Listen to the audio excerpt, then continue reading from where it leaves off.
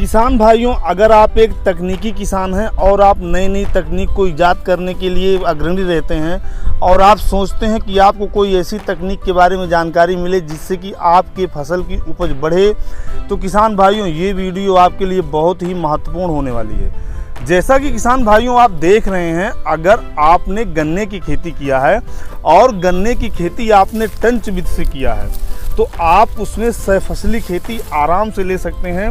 आपको उसमें बहुत अच्छा फ़ायदा होता है और कौन कौन सी फसल आप ले सकते हैं इसको भी किसान भाइयों इस वीडियो में हम आपको बताने वाले हैं।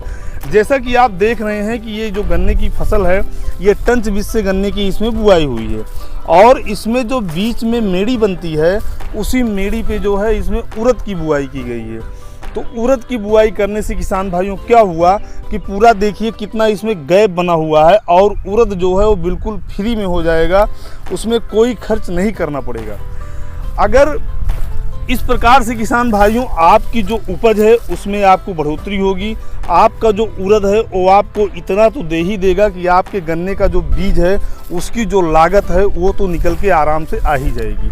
और अगर सब कुछ सही रहा, प्रकृति ने साथ दिया, तो इससे भी कुछ ज़्यादा आपको मिल सकता है। तो किसान भाइयों जैसे आप अगर आपने जो है गन्ने की बुआई किया है और टंच बीज से किया है तो आप इसके बीच में मक्के की बुआई कर सकते हैं, थोड़ी दूर दूर पे लगा सकते हैं और वो मक्का जो है वो भी आपको कुछ न कुछ आपकी लागत को दे देगा।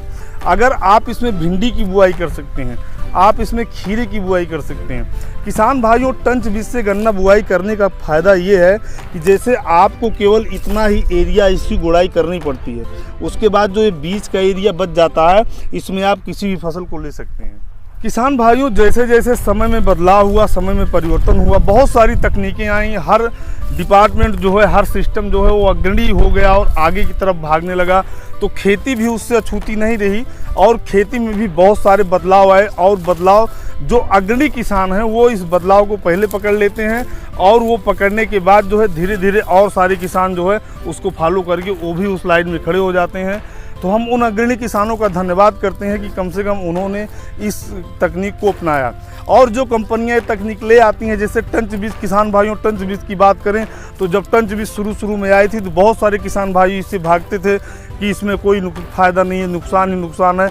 लेकिन अब हम देख रहे हैं कि आने वाले 6-7 सालों में, जब से चीनी मिल ने टंच बीज स्टार्ट किया था उसके बाद 7-8 साल हो गया, अब लगभग 80 से 90% किसान जो है वो टंच बीज से ही गन्ने की बुआई कर रहे हैं और उससे उनको काफ़ी अच्छा खासा लाभ हो रहा है। टंच बीज से गन्ने की बुआई अगर शरतकालीन ऋतु में आप करते हैं तो आप उसमें आलू की बुआई कर सकते हैं, बहुत ही अच्छी आलू पैदा होती है।